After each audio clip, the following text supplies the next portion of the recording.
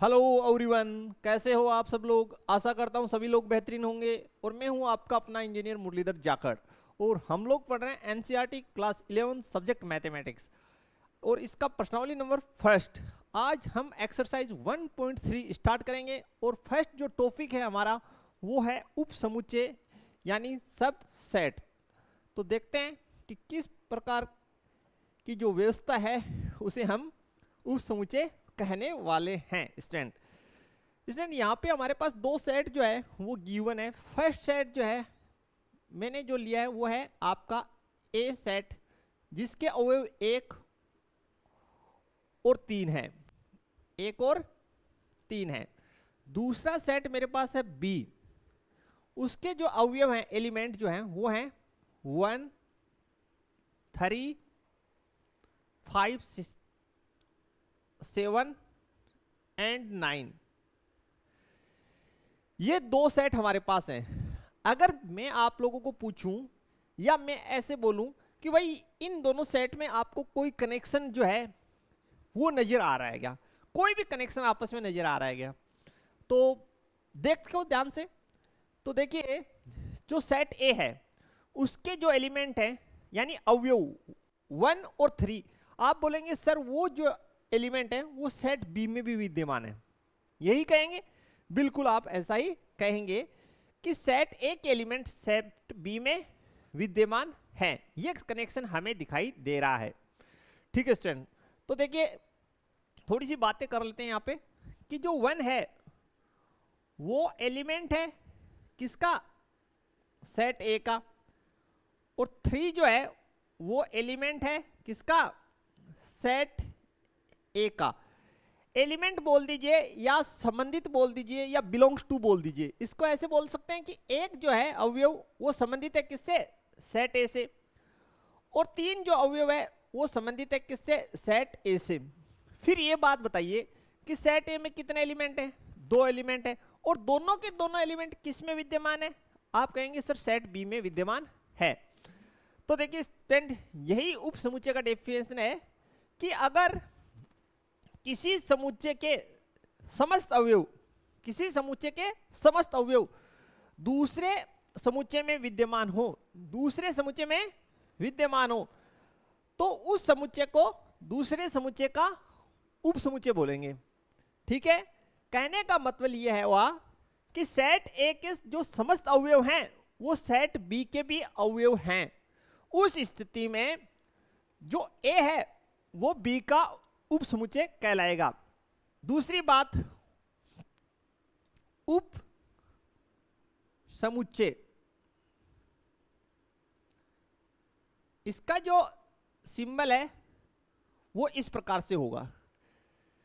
ठीक है स्टूडेंट, तो बढ़ते हैं थोड़ा सा आगे। उप समुच्चय का यहां पे हमने डेफिनेशन भी लिखा है। यदि कोई दो समुच्चय ऐसे हो कि एक का प्रत्येक अवयव दूसरे का भी अवयव हो या दूसरे में विद्यमान हो, तो प्रथम समुच्चय द्वितीय का उप समुच्चय कहलाता है। वही डेफिनेशन जो हमने आपको बताई है कि भाई यहाँ पे जो सेट ए है वो सेट बी का उप समुच्चय है। कारण क्या है कि अगर किसी समुच्चय के समस्त अवयव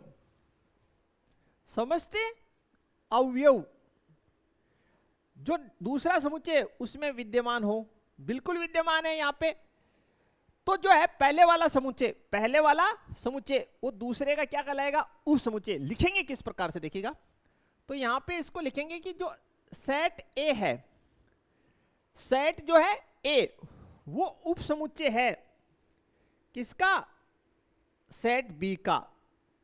इस प्रकार से इसको लिखेंगे। यानी जो उप समुच्चय होता है उसको आप लोग जो है ये देखिए लेफ्ट साइड में लिखेंगे, लेफ्ट साइड में लिखा जाएगा। ठीक है, क्लियर। और जिसका उप समुच्चय है, ठीक है, उसको राइट साइड में, राइट साइड में, यानी जो उप समुच्चय है यानी उसको तो किस साइड में लिखेंगे, लेफ्ट में, समुच्चय। लेफ्ट साइड में, और जो राइट साइड में लिखा जाता है उसको बोलो सर फिर क्या बोलेंगे? उसका भी नाम होता है स्टूडेंट, उसको हम बोलते हैं अधिसमुच्चय। अधिसमुच्चय,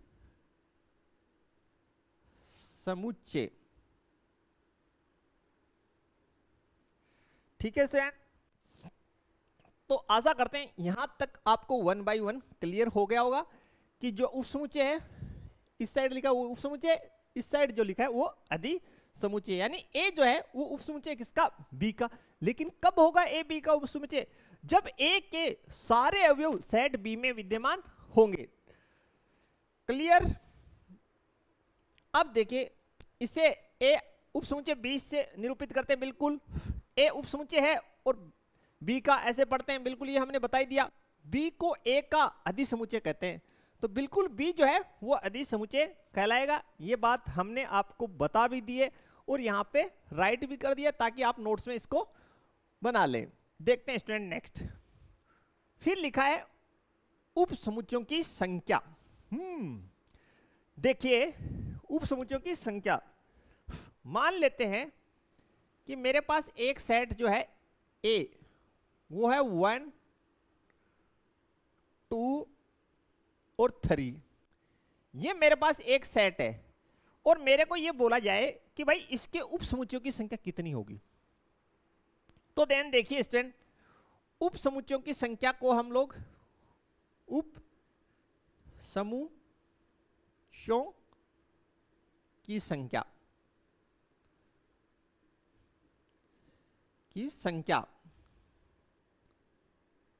ये होती है आपकी 2 की पावर n, 2 की पावर n, जहां पे देखिए स्टूडेंट n जो है वो समुच्चय में अवयवों की संख्या है। समुच्चय में अवयवों की संख्या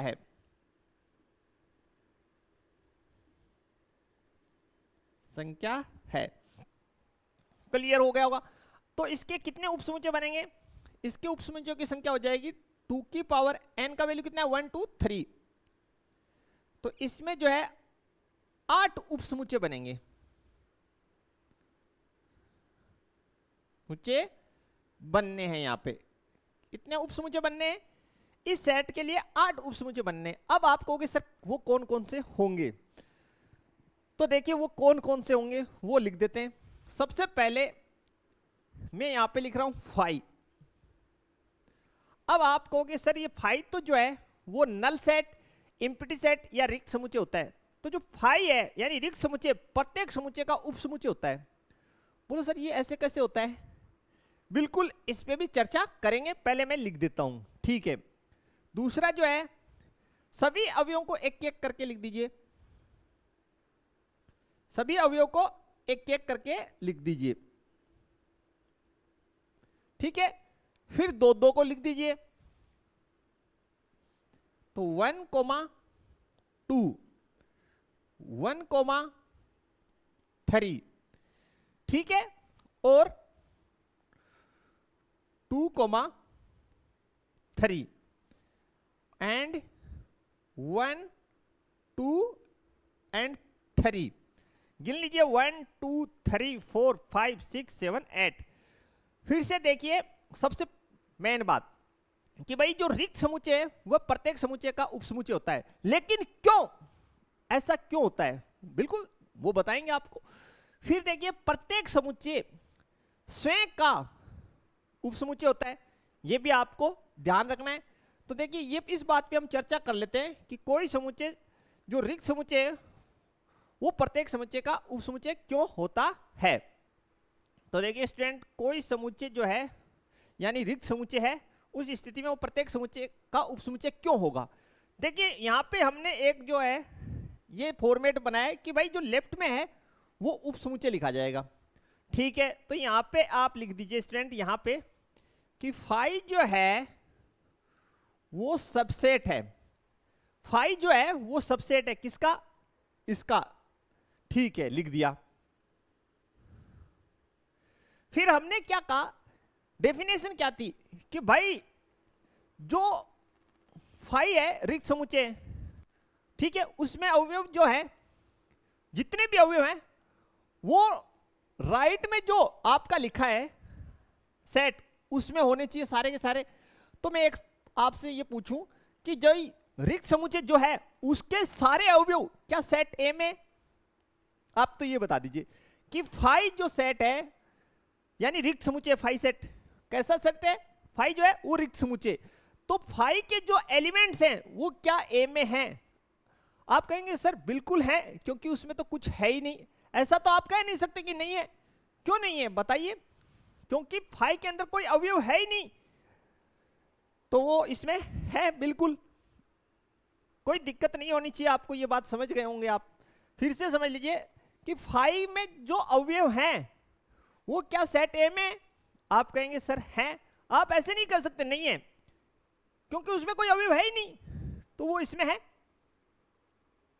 ठीक है, क्लियर? इसलिए जो है, और दूसरी बात डेफिनेशन क्या है उपसमुच्चय की, कि भाई जो लेफ्ट में जो सेट लिखा है उसका प्रत्येक अवयव राइट में लिखे सेट में उपस्थित होना चाहिए। तो जो रिक्त समुच्चय है उसका प्रत्येक अवयव ए में विद्यमान है, क्योंकि कुछ है ही नहीं तो ऑटोमेटिक विद्यमान है। समझ गए? इसलिए जो फाई जो है वो प्रत्येक समुच्चय का उपसमुच्चय होता है। ऐसे आप समझ के रखिए। ठीक है, क्लियर हो गया होगा शायद आपको।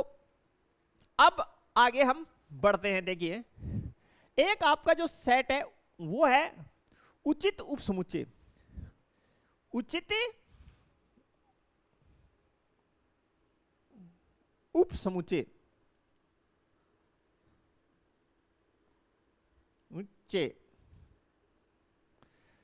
ठीक है भाई। देखिए, मैंने आपको बताया कि प्रत्येक समुच्चय स्वयं का उपसमुच्चय होता है। तो यहां पे देखिए 1 2 3, ठीक है, ये क्या है? सेट ए है। ये क्या है? सेट ए। इसका मतलब सेट ए का उपसमुच्चय। यही तो कंडीशन हुआ ना कि सेट ए जो है ये सेट ए है, तो भाई इसका मतलब ये हुआ कि सेट ए स्वयं का उपसमुच्चय। ये से नो? तो प्रत्येक जो सबसेट है, सॉरी, प्रत्येक जो सेट है वो खुद का उपसमुच्चय कब होगा? वो तब होगा जब ए बराबर ए बराबर ए है। तो उस स्थिति में प्रत्येक जो है समुच्चय स्वयं का उपसमुच्चय। अब स्टूडेंट एक बात और सुनिए, तो आप कहते हैं सर प्रत्येक समुच्चय स्वयं का उपसमुच्चय, इसका मतलब तो ए बराबर ए है। यही है, बिल्कुल ये ई स्थिति है। तो देखिए, किसी ने कहा कि भाई ऐसा लिखते हो, इसकी बजाय आप ऐसा भी लिख सकते हो। बोले सर लिख सकते हैं। तो जो हमने यहां पे लिखा है उचित उपसमुच्चय, तो बोला यार ये तो बात प्रत्येक समुच्चय स्वयं का उपसमुच्चय, ऐसा लिखना उचित प्रतीत नहीं होता। ठीक है, ए बराबर ए लिख दीजिए। तो देखिए, ये जो जितने भी सेट हैं इधर वाले, इसको छोड़कर ये आपने क्या कहलाएंगे? सारे के सारे उचित समुच्चय।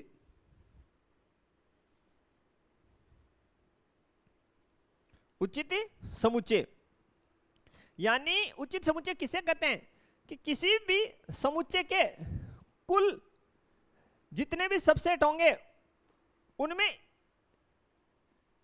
जो खुद का ए बराबर ए वाली कंडीशन है उसको छोड़कर जितने भी सबसेट होंगे उनको हम लोग उचित समुच्चय बोलेंगे। फिर से सुन लीजिए, ये जो सेट है इसके हमने सबसे पहले कुल कितने उपसमुच्चय होंगे वो बना लिए। तो इसमें जो है प्रत्येक समुच्चय स्वयं का उपसमुच्चय होता है, ये एक प्रॉपर्टी होती है। ठीक है, तो ये जो है ए बराबर ए की कंडीशन है। तो इस कंडीशन को छोड़ के जितने भी उपसमुच्चय होंगे उनको आप उचित उपसमुच्चय बोलेंगे। दूसरी बात जो है, उचित उपसमुच्चयों की संख्या कितनी होगी? उचित उपसमुच्चयों की संख्या, तो उचित उपसमुच्चयों की संख्या होती है स्टूडेंट 2 की पावर n-1। भाई कुल कितने हैं? 8 है, उनमें से एक ये पेयर कम कर दीजिए तो उचित उप समुच्चयों की संख्या आ जाएगी। तो हमने कुल में से एक घटा दिया, n-1 कीजिए इसको, 2 की पावर n-1, 2 की पावर n-1, ठीक है, मैंने ऊपर n में से घटा दिया। तो उचित उप समुच्चय कितने हो गए, 2 की घात 3 -1, 8 -1 बराबर 7।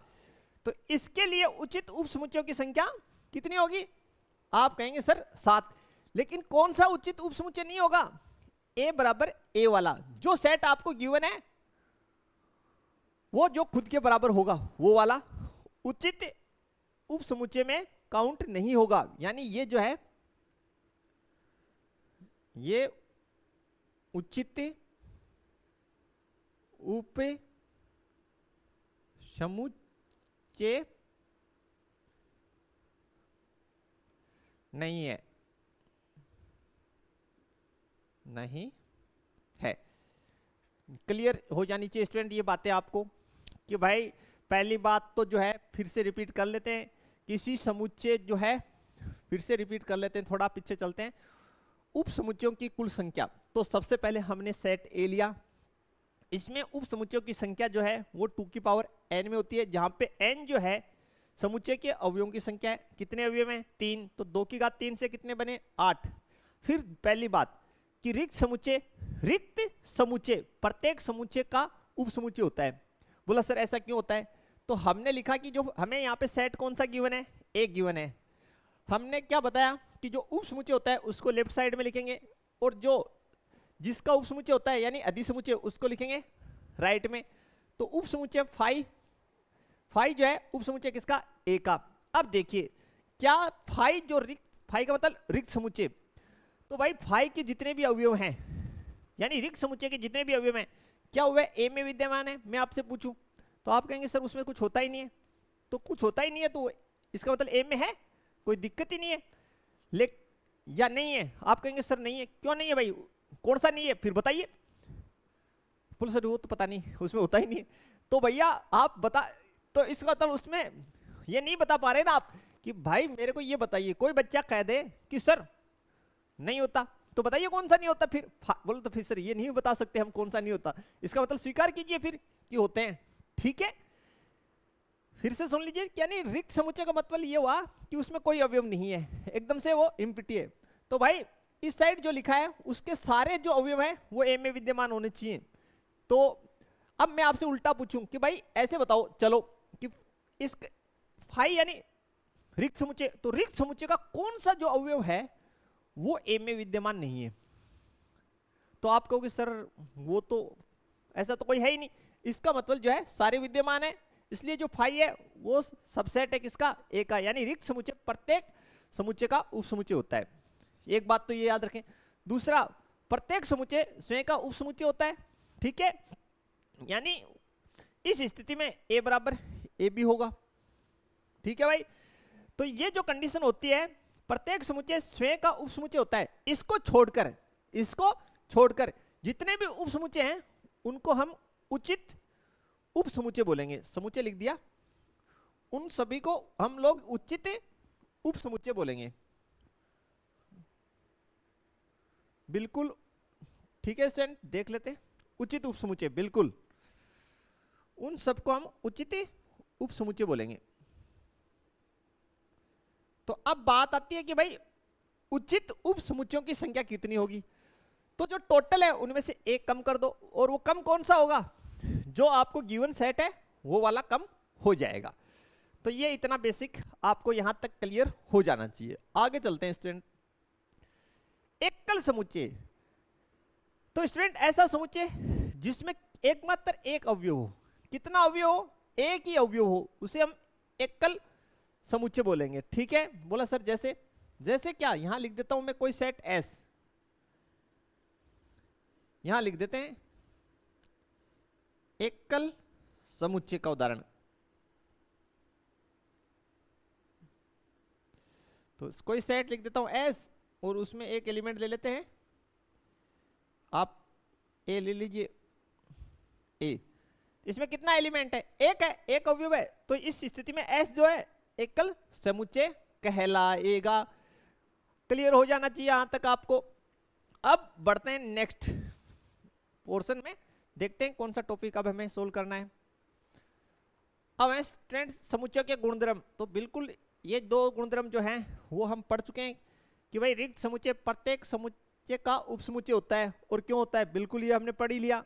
दूसरा है प्रत्येक समुच्चय स्वयं का उपसमुच्चय होता है, बिल्कुल होता है, लेकिन उसको छोड़कर वो जो प्रत्येक समुच्चय स्वयं का उपसमुच्चय होता है वो जो है वो उचित उपसमुच्चय नहीं होता है। उसको छोड़ के जो सारे होते हैं वो उचित उपसमुच्चय होते हैं, ये भी आप ध्यान रखें। ठीक है, यदि समुच्चय ए समुच्चय बी का उपसमुच्चय नहीं है, तो बिल्कुल अगर नहीं है तो इसे किस प्रकार लिखेंगे, इसे हम लोग लिखेंगे ए जो है वो सबसेट नहीं है किसका, बी का, इस प्रकार निरूपित करेंगे। ठीक है, और ए उपसमुच्चय नहीं है बी का पढ़ते हैं, बिल्कुल कोई दिक्कत ही नहीं है। थोड़ी सी एक चीज और देख लेते हैं कि ए जो है बी का उपसमुच्चय कब नहीं होगा। जैसे मेरे पास सेट ए जो है वो है 1,2 और सेट बी जो है वो मेरे पास है 2,3,4। यही है। अगर स्टूडेंट सेट ए के सारे अवयव सेट बी में विद्यमान हो तब जो ए है वो बी का उपसमुच्चय होता है। फिर सुन लीजिए, अगर एक सेट ए के सारे एलिमेंट्स सेट बी में विद्यमान हो तभी सेट ए बी का उपसमुच्चय होगा, अदरवाइज नहीं होगा। यहां देखिए 1 जो है 1 वो जो है एलिमेंट है किसका, ए का। ठीक, लेकिन 1 जो है एलिमेंट नहीं है, यानी संबंधित नहीं है किससे, सेट बी से। बिल्कुल बताइए, नहीं है ना, कि 1 जो है वो संबंधित है किससे, सेट ए से। तो यानी एक जो है वो अवयव है सेट ए का, लेकिन एक सेट बी का अवयव नहीं है। इसलिए जो है ए जो है वो सबसेट नहीं होगा किसका, बी का। ठीक है, क्लियर। अब इसका एक डेफिनेशन और है समुच्चय का, मैथमेटिकली हम इसको कैसे लिखते हैं वो हम लिख देते हैं यहां पे थोड़ा सा, कि ए सबसेट है किसका, बी का, यदि, कब होगा, यदि x belongs to A and then x belongs to B।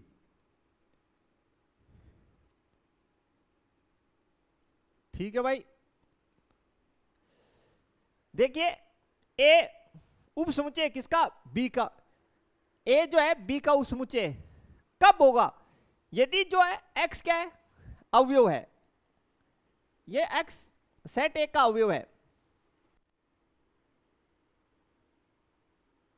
यानी x जो है वो सेट ए का अवयव है और x जो है वो सेट बी का भी अवयव है। उस स्थिति में ए जो है उपसमुच्चय होगा किसका, बी का। ये इसका मैथमेटिकली डेफिनेशन है, आप लिख सकते हैं इसको, यानी बुक में ऐसा लिखा हुआ है, कब होगा, गणितीय रूप में ऐसा लिख सकते हैं। ठीक है भाई, अब इस साइड से पढ़ते हैं इसको, राइट हैंड साइड से। यदि हमें ऐसे दे रखा हो, ठीक है, यदि हमें ऐसे दे रखा हो कि x जो है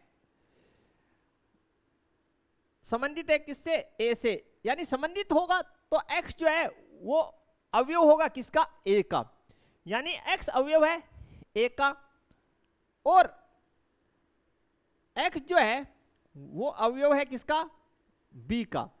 ये बात हमें गिवन है। ठीक है, तो हम कैसे लिख सकते हैं, देन हम लिख सकते हैं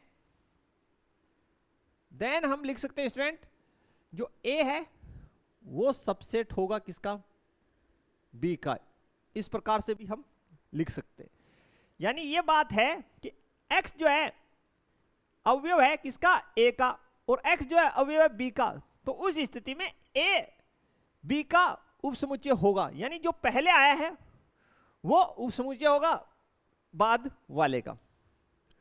ठीक है भाई, ये बात आपको क्लियर होनी चाहिए एकदम से। ठीक, अब बढ़ते हैं आगे और देखते हैं इसके जो क्वेश्चंस हैं वो हम बनाना शुरू करते हैं।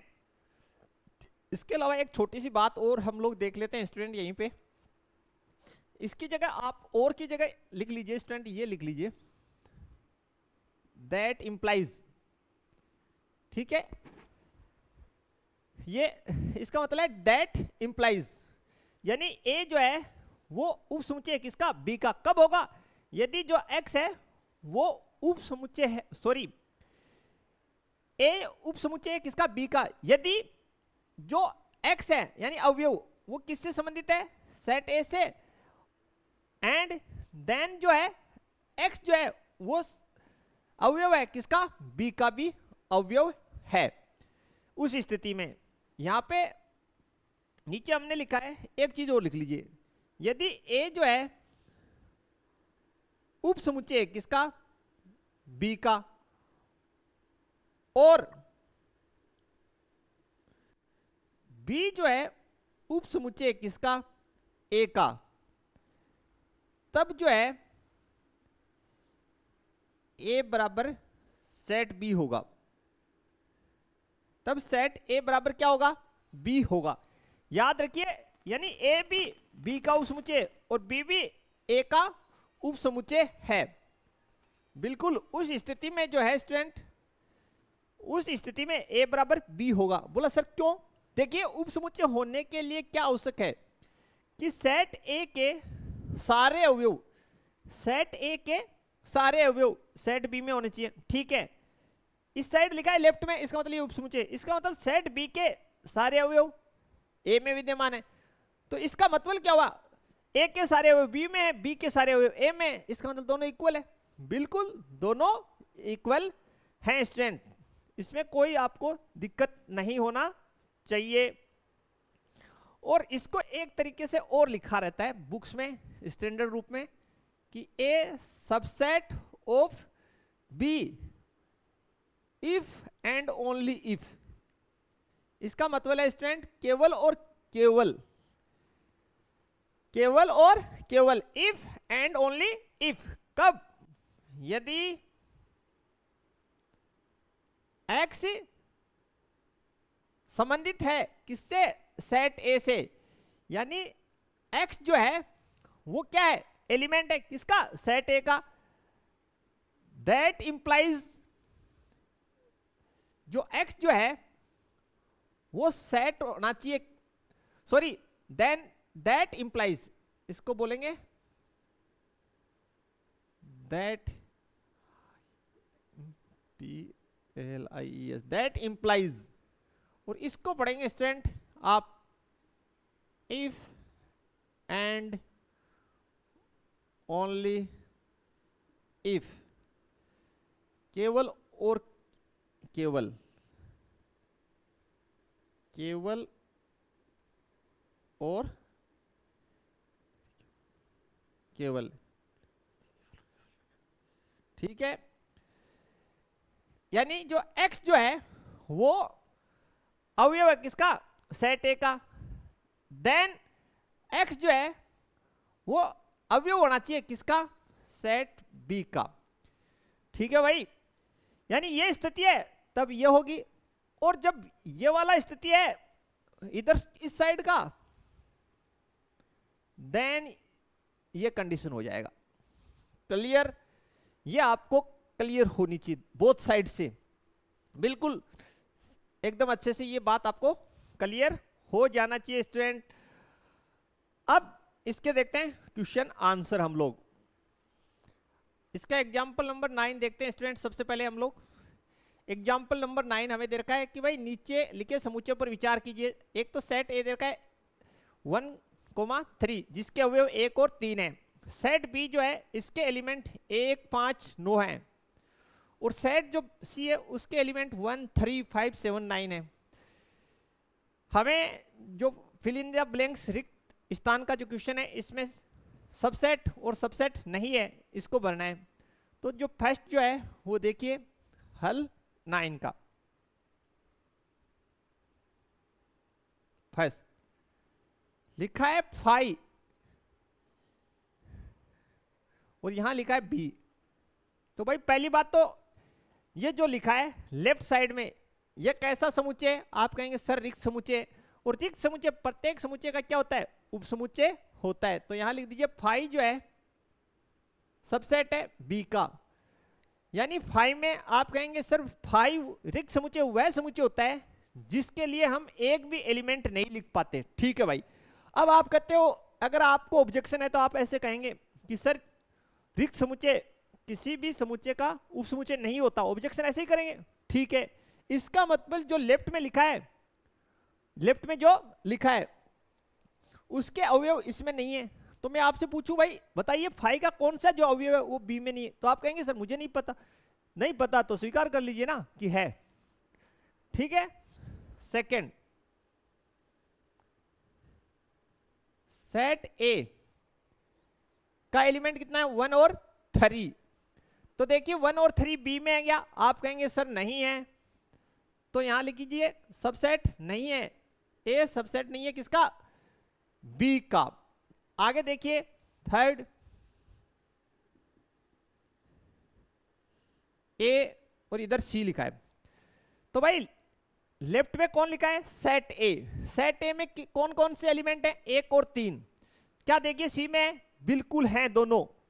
तो यहां पे लिख दीजिए सबसेट है, ये सबसेट है। ए सबसेट है किसका? सी का। चौथा देखिए बी और सी का पता करना है। यहां पे लिखा है बी और इस साइड लिखा है सी। तो बी में देखिए कौन कौन से जो है एलिमेंट हैं? 1, 5 और 9। क्या सी में है 1, 5 और 9? बिल्कुल हैं। तो यहां पे भी लिख दीजिए सबसेट है, सबसेट है। बी सबसेट है किसका? सी का। बिल्कुल आपको समझ में आ गया होगा स्टूडेंट कि भाई जो लेफ्ट साइड में जो सेट लिखे हैं उनके सभी एलिमेंट राइट साइड में लिखे सेट में विद्यमान हैं तो उपसमुच्चय, अदरवाइज नहीं है। ठीक है, बढ़ते हैं नेक्स्ट। अब आपको बोला गया है उदाहरण जो है 10। मान लीजिए ए ई आई ओ यू है। ठीक है, मान लेते हैं हल जो है 10। सेट ए जो है वो ए ई आई ओ यू है। ए ई आई ओ यू है। बी क्या है? A B C D. A comma B comma C comma D है। सी क्या है? सी तो है ही नहीं। ठीक है, क्या ए बी का उपसमुच्चय है? तो भैया देखिए ए बी का, ए इसमें भी है, ई इसमें नहीं है। तो लिखिए ई बिलोंग्स टू सेट ए। ई जो है वो सेट ए से तो संबंधित है, लेकिन क्या कि ई एलिमेंट नहीं है किसका? सेट बी का। यानी ये तो कंडीशन है लेकिन ये वाली नहीं है। ठीक है, या हिंदी में लिख दीजिए लेकिन।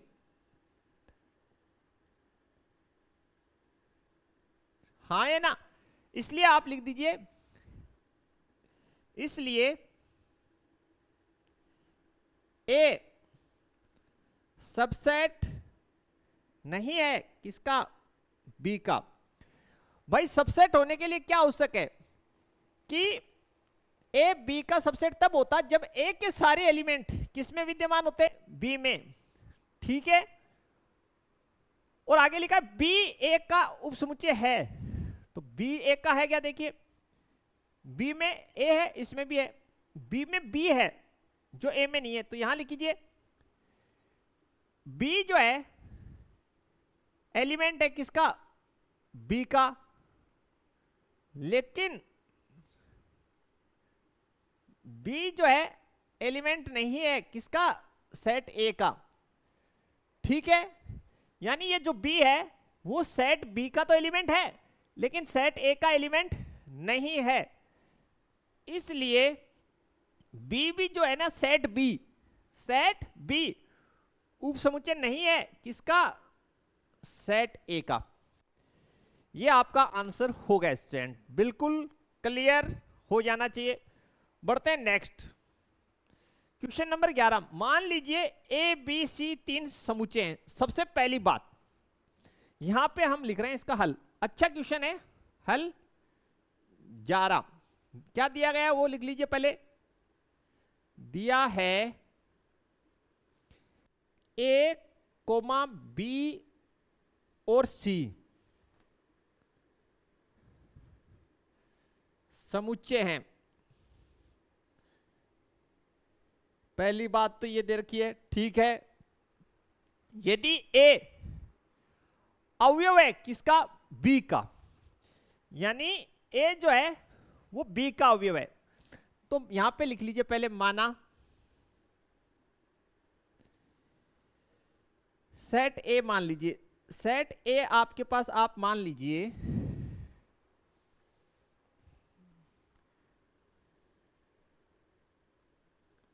ये मैं मान लूं ए, ठीक है, ये मेरा सेट ए है, ठीक। अब मुझे जो दे रखा है वो देखिए क्या लिख रहा है कि ए जो है वो अवयव है किसका, बी का, ठीक। तो यहां पे मैं ऐसे लिखूंगा, दिया है, चलो बी सेट भी मानना पड़ेगा ना, ए किसका अवयव है, बी का, तो सेट बी भी मानिए। तो सेट बी में मान लेता हूं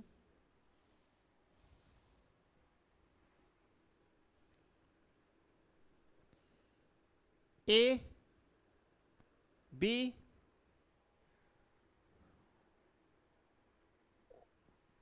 और ए बी, ठीक। मैंने सेट बी मान लिया ये, ठीक है स्टूडेंट। अब देखिए, अब ध्यान से आप देखो, अब आप लिख सकते हो अतः ए जो है वो अवयव है किसका, बी का। ए जो है वो अवयव है किसका, बी का, सेट बी का।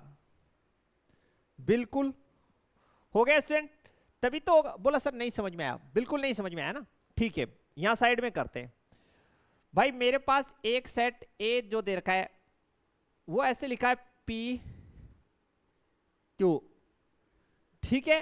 तो मैं इसको कैसे लिख सकता हूं, तो मैं ऐसे लिखूंगा ना, पी जो है वो अवयव है किसका, ए का। ऐसे ही तो लिखूंगा, आप कहोगे सर बिल्कुल ऐसे ही लिखोगे, ठीक। तो यहां पे जो दिया गया है वो क्या दे रखा है, ध्यान से देखिए, वो दे रखा है कि ए जो है वो अवयव है किसका, सेट ए अवयव है किसका, बी का। इसका मतलब स्टूडेंट ऐसे कुछ, आप ध्यान से देखिए, ए कोमा बी, इस स्थिति में ही जो सेट ए है ना वो बी का अवयव होगा। समझ गए होंगे कि भाई ये जो ए है ये अवयव होगा किसका, बी का। इसका मतलब ए है क्या, वो है ये, यही तो है सेट ए, वो यहां लिखा है हमने, क्लियर हो जाना चाहिए यहां तक। फिर लिखा है बी जो है उप समुच्चय है सी, और बी जो है वो उप समुच्चय है किसका, सी का। देखते हैं, और सेट सी जो है वो हमारा हो जाए, और सिद्ध क्या करना है कि ए उप समुच्चय है बी उप समुच्चय सी का, ठीक है भाई। बी जो है उप समुच्चय है सी का, तो बी जो है उप समुच्चय हो जाएगा सी का।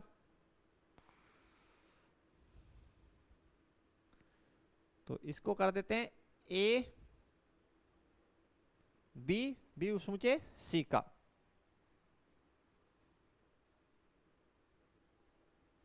ये हमने अवयव ले लिए, यहां पे डी ले लेते हैं थोड़ा सा कंफ्यूज ना हो। ये हमने ले लिया अवयव डी, ये हमने सेट सी मान लिया, ठीक है, माना ठीक है भाई, अब ध्यान से देखिए, जो दिया गया है हमने जो माना है उसके अनुसार जो दी गई कंडीशन है वो तो पहले फुलफिल होनी चाहिए, फिर सिद्ध करने वाली बात है कि भाई देखिए बी जो है वो उपसमुच्चय जो हो रहा है क्या, बी के अवयव देखिए क्या क्या है, बी के जो अवयव हैं वो है, एक तो समुच्चय के सेट के अंदर ए, तो सेट के अंदर ए है, फिर सेट के अंदर बी, बिल्कुल। अब ध्यान से देखिए कि जो है, अब बताइए कि जो ए, ये तीनों कंडीशन फुलफिल हो गई, तो अब अतः जो ए है वो सबसेट नहीं है किसका, सी का। बोला सर क्यों, बिल्कुल ये आप समझ जाएंगे, देखिए अभी समझा देते हैं, थोड़ा सा टाइम लगेगा, 1 मिनट, आप इजीली समझ जाएंगे, कहीं कोई दिक्कत नहीं होगी। फिर से देखिए भाई, हमें जो दे रखा है पहले उसके अकॉर्डिंग चलना चाहिए, ए बी और सी समुच्चय हैं, ठीक है भाई, सेट है, ठीक मान लिया। फिर हमें फर्स्ट ये दे रखा है कि ए जो है सेट ए वो सेट बी का अवयव है, तो हमने सेट ए जो माना ये मान लिया, ठीक। अब सेट ए अवयव है इसका बी का, इसका मतलब अवयव कैसे लिखा जाएगा, बोला सर ऐसे अंदर लिखा जाता है, कोष्टक के अंदर ही तो लिखा जाता है, मंझले कोष्टक के अंदर। इसका मतलब बी के अंदर मंझले कोष्टक में ये एलिमेंट के रूप में लिखा होना चाहिए, ये जो पूरा पार्ट है ये यहां पे लिखा होना चाहिए, तभी तो इसका एलिमेंट होगा ना, ठीक है, वो हमने लिख दिया एलिमेंट के रूप में। फिर ये बी, ठीक है। अब ध्यान से देखिए, इसकी जगह मैं क्या लिख सकता हूं, सेट ए लिख सकता हूं ना, सेट ए ही लिखना पड़ेगा। तो भाई इस स्थिति में सेट ए अवयव है किसका, बी का, यानी ये कंडीशन हमने एकदम सही लिखी है, यानी हमें सेट ए को सेट बी का अवयव बनाना है तो उसको भी फिर कोष्टक के अंदर लिखना पड़ेगा एलिमेंट के रूप में, ठीक भाई। अब ए सबसेट नहीं है सी का, भाई ए सबसेट कैसे होगा, ए सबसेट होता सी का वो तो तब होता ना जब ए के सारे एलिमेंट, ए का एलिमेंट कौन है, ए, इसके अंदर ए है, इसके अंदर ए नहीं है भाई, ये ए नहीं है, ये तो सेट ए है, ये क्या है, सेट ए है। फिर देख लीजिए स्टूडेंट, ये सेट ए है, ए नहीं है, ये सेट ए है न कि ए। क्लियर हो जानी चाहिए ये बात आपको कि ये जो है ये सेट ए है, ठीक। अगर हम ऐसे, इसको हम ऐसे नहीं लिख सकते स्टूडेंट, ऐसे हम नहीं लिख सकते, ए उपसमुच्चय है सी का, वो कब होता, वो तब होता जब ए के सारे एलिमेंट, ए का एलिमेंट कौन है, आप कहेंगे सर ए का एलिमेंट तो ए है एक, वो किस में होते, सी में, तो उसमें ए होना चाहिए, बाकी कुछ भी हो, यस या नो, सी के अंदर ये अवयव के रूप में होना चाहिए, जबकि लिखा किसके रूप में, सेट के रूप में लिखा है, इसलिए ये नहीं होगा, यानी ए जो है वो सबसेट नहीं होगा किसका, सी का, बिल्कुल ऐसा संभव नहीं है। ये बढ़िया एग्जांपल है एकदम से, अच्छे से इसको आप समझ लीजिए, बिल्कुल क्लियर हो जाना चाहिए यहां तक आपको। तो स्टूडेंट इसके जो क्वेश्चंस हैं, आगे के जो नेक्स्ट क्वेश्चंस हैं वो हम लोग जो है नेक्स्ट लेक्चर में बनाने वाले हैं, मिलते हैं नेक्स्ट लेक्चर में, तब तक के लिए थैंक्स, धन्यवाद, जय हिंद, जय भारत।